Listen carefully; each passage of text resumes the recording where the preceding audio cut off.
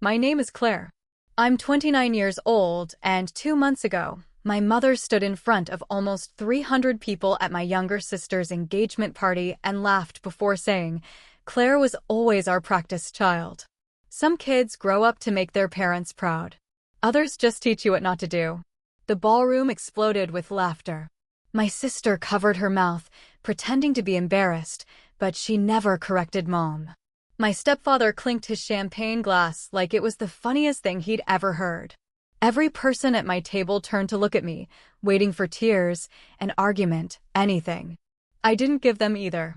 I smiled, folded the place card with my name on it, and slipped a small ivory envelope onto the gift table where my mother would find it after the speeches were over.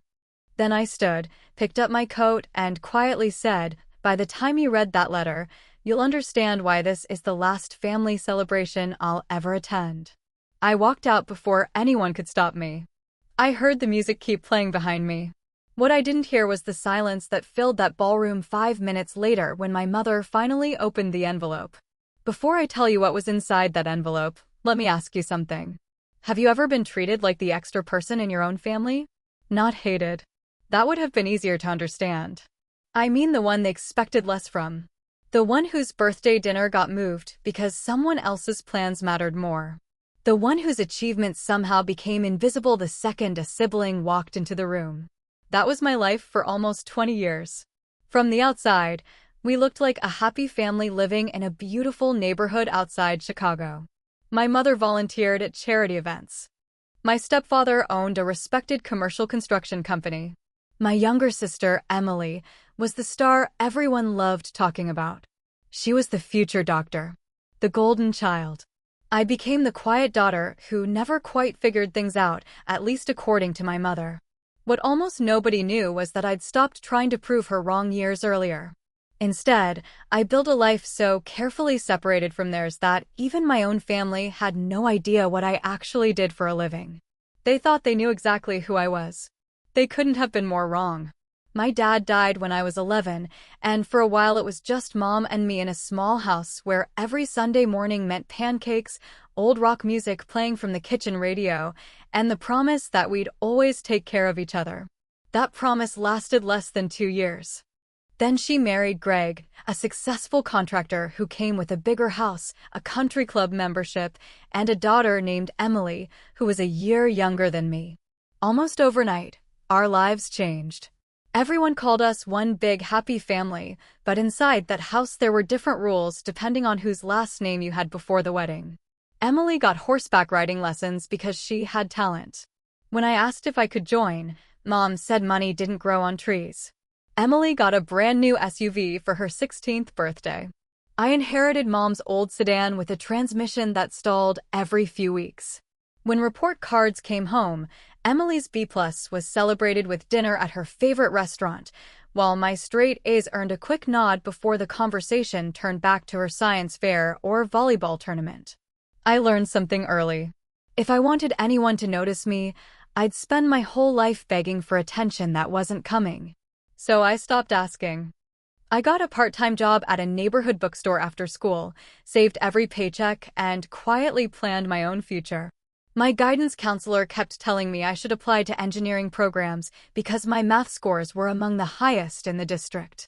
I filled out applications without telling anyone. When acceptance letters arrived, I hid them in a folder under my bed because I already knew how the conversation would go. Sure enough, one evening Mom called me into the dining room where she, Greg, and Emily were sitting together. The folder was already on the table. My heart dropped. Mom held one of my acceptance letters between 2 fingers. You never mentioned this, she said. I wanted to wait until I decided, I answered. Greg leaned back in his chair. Well, you can save yourself the trouble. Emily just got into Northwestern's pre-med program, and tuition isn't cheap. I looked at Mom, expecting her to remind him that I'd earned scholarships. Instead, she folded her hands and said, You're practical, Claire. You don't need an expensive university. Community college is a perfectly good option for someone like you. Someone like me. Those 4 words stayed with me longer than anything else said that night. I explained that my scholarships covered most of the tuition and that I'd only need help with housing, books, and the remaining costs. Greg shook his head before I even finished. The family needs to invest where the return is greatest. Emily stared down at her phone, pretending she couldn't hear any of it. I waited for Mom to defend me. She never did. She simply smiled in that calm voice people use when they've already made up their minds. One day you'll understand we're doing what's best for everyone. I nodded because arguing had never changed anything in that house. The next morning I packed 2 suitcases, withdrew the little savings I'd built from years at the bookstore, and bought a one-way bus ticket to Chicago. I rented a tiny room above an old bakery where the floor creaked every time someone walked across it and the smell of fresh bread drifted through the windows before sunrise. I worked mornings at a coffee shop, evenings answering phones for a small technology company, and spent nights teaching myself skills nobody in my family even knew existed. I never called home asking for money. I never asked for another chance. The only birthday card Mom sent during those first few years included a $50 bill and a handwritten note that read, "Hope things get easier." I didn't cash the check. I folded the card, placed it in a drawer, and promised myself that one day she'd finally see exactly how hard things had become and exactly what I'd built because she believed I never could. The technology company where I answered phones was called Northbridge Systems. It had fewer than 20 employees, old carpet, mismatched office furniture, and a founder named Alan Brooks who noticed things other people missed. About 3 months after I started, he walked past my desk one evening and saw me fixing a spreadsheet that one of the project managers had spent hours struggling with. Instead of asking why I was touching work outside my job description, he pulled up a chair and asked, "Who taught you that?" I shrugged and admitted I'd been taking free online courses after work because I couldn't afford college. He looked at the screen for a long moment before saying, "Don't waste your time answering phones forever." The next week, he moved me into the operations department. The raise wasn't huge, but it changed everything. I stayed late every night learning project management, software implementation, budgeting, and client communication. When everyone else went home, I stayed until the cleaning crew arrived. Within 4 years, I was leading major client projects, and by 26, I left Northbridge to launch my own operations consulting firm with 2 former coworkers who believed in me before anyone else did. We started in a rented office barely bigger than a storage unit with secondhand desks and coffee made from a machine older than all of us, but we solved problems faster than companies 3 times our size. Clients referred other clients. Revenue doubled, then doubled again. After 2 years, my partners decided to retire and sell their shares, and I bought them out. Overnight, I became the sole owner. The first thing I did was remove my personal name from every piece of public marketing. Our website highlighted the company instead of the founder. Every contract went through attorneys. Every meeting was handled by senior account managers. If people wanted to know who owned the business, they usually gave up before finding the answer. Privacy wasn't about mystery. It was protection. I knew exactly what my family would do if they ever realized I'd become successful. They'd either pretend they'd always supported me or find a way to claim credit. I wanted neither. About a year later, one of our largest contracts landed on my desk. It belonged to a regional construction company that had expanded too quickly and was losing millions because its operations were a mess. I glanced at the logo and froze. Carter and Holt Construction. Greg's company. My stepfather had built it from a small contracting business into one of the largest commercial builders in Illinois. My account director asked if I wanted to pass because of a possible conflict. I looked through the proposal again. Greg had never seen me in an office. He had no idea what I looked like as an adult beyond an occasional holiday photo. The company had no clue who owned mine because everything had been negotiated through attorneys. "We'll take the contract," I said. "Handle everything exactly the way we handle every other client." For the next 3 years, we transformed their business. We reduced waste, reorganized suppliers, improved scheduling, and saved them millions of dollars. Every quarterly report praised our firm's performance. Greg even mentioned us in a trade magazine interview, calling us the smartest consultants we've ever hired. I laughed when I read that article because he had spent years insisting I wasn't smart enough to deserve an education. My family still believed I rented a small apartment and worked some ordinary office job. Every Christmas, Mom asked if I was finally thinking about finding a stable career. Emily, now engaged to a young surgeon, liked giving me career advice between stories about expensive vacations and dinner parties. I never corrected them. Then, 6 months ago, an elegant cream-colored invitation arrived at my office. Emily was getting married at one of Chicago's most exclusive hotels, and my mother wanted the entire family together for the engagement celebration first. I almost threw the invitation away, but something stopped me. Maybe it was curiosity. Maybe it was exhaustion. Or maybe, deep down, I already knew that after all those years, they were finally going to hand me the moment that would change everything. The engagement party was exactly the kind of event my mother had dreamed about for Emily.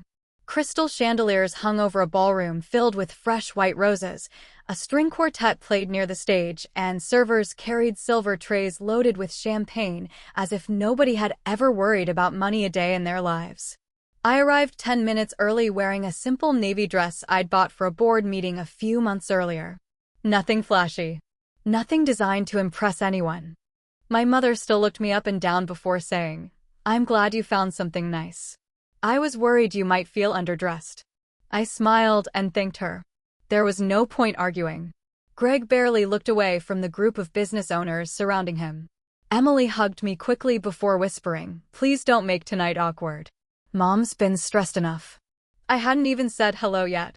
My seat was at the very back of the ballroom beside distant relatives and neighbors I'd met only once as a teenager. The family tables near the stage were reserved for immediate family, even though I technically was. During dinner, I listened more than I talked. Greg spent half the evening bragging about how Carter and Holt had experienced its most profitable 3 years ever. He praised the anonymous consulting company that had completely changed the way we do business, saying whoever owned it deserved an award. My phone buzzed under the table. It was a message from my chief operating officer. Their renewal proposal came in today. 5-year extension. Waiting for your decision. I stared at the screen for a second before locking my phone. Across the room, Greg lifted his glass while telling another executive, "Without those consultants, we'd probably still be bleeding money." If only he knew. The speeches began after dessert. Emily thanked everyone for coming. Her fiancé thanked both families for their support. Then my mother asked for the microphone. At first it sounded like every sentimental speech I'd ever heard. She talked about watching Emily grow into a beautiful young woman. She thanked Greg for being an amazing father. She thanked friends for decades of support. Then her eyes landed on me. I felt it before she even spoke. "Of course, every family has different children," she said with a smile that made the guests lean in. Emily always knew where she was going. "Claire." She laughed softly. "Claire was our practice child. Some kids grow up to make their parents proud. Others just teach you what not to do." Laughter spread across the ballroom like a wave. Greg laughed loudest. Emily covered her face, smiling into her hands instead of stopping it. A few people looked uncomfortable, but nobody interrupted. I simply reached into my purse and pulled out the ivory envelope I'd brought with me. I'd written the letter days earlier without knowing whether I'd ever use it. Somehow I'd known this moment would come.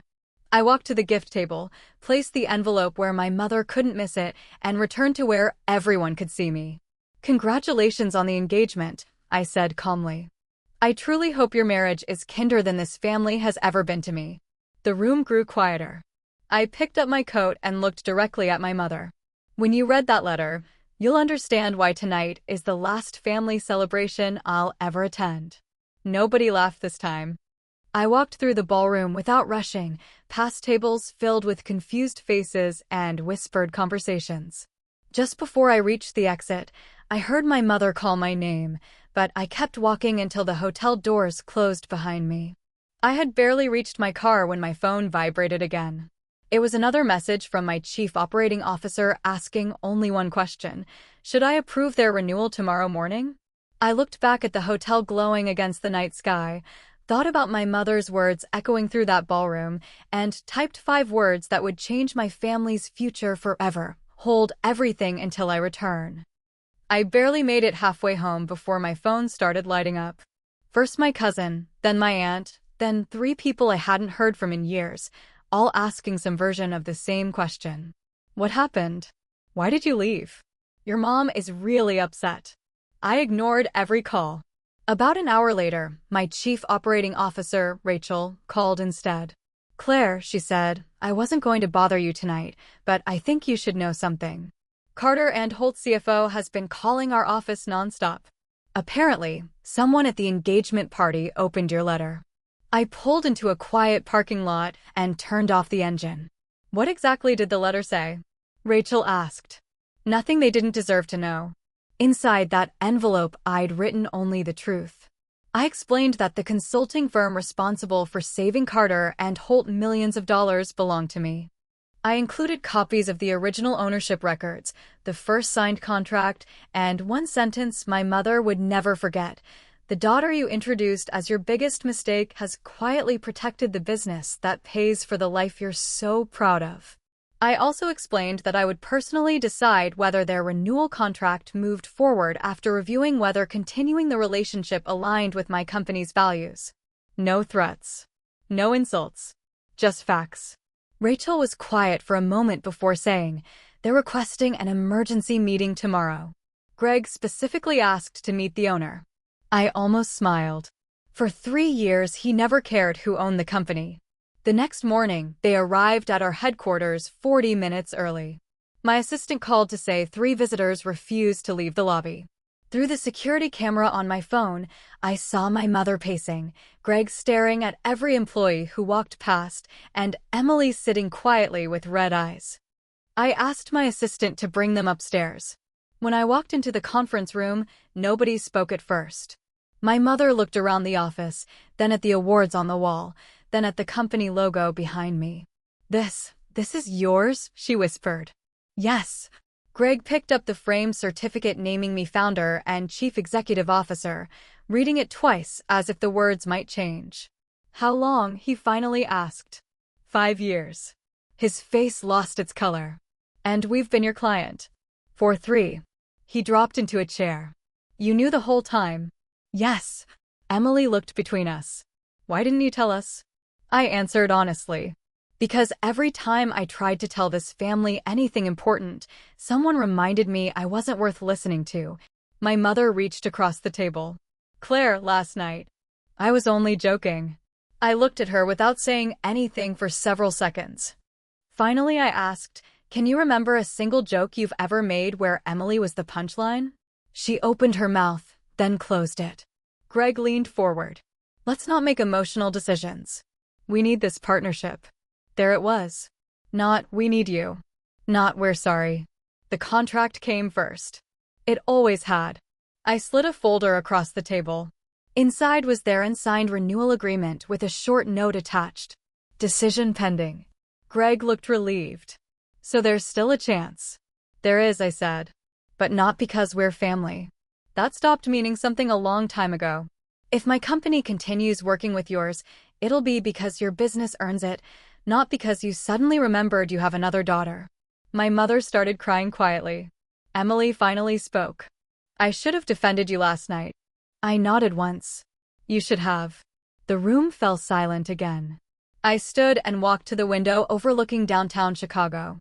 When I left home, I said without turning around, I wanted one thing. I wanted my family to believe I could build something on my own. Somewhere along the way, I stopped needing your approval. I built it anyway. I faced them one last time. "I'll let my executive team review your renewal proposal the same way we review every client's. You'll receive our answer through legal counsel. As for the rest of this." I looked directly at my mother. "I'm done carrying a place in this family that only existed when someone needed a joke."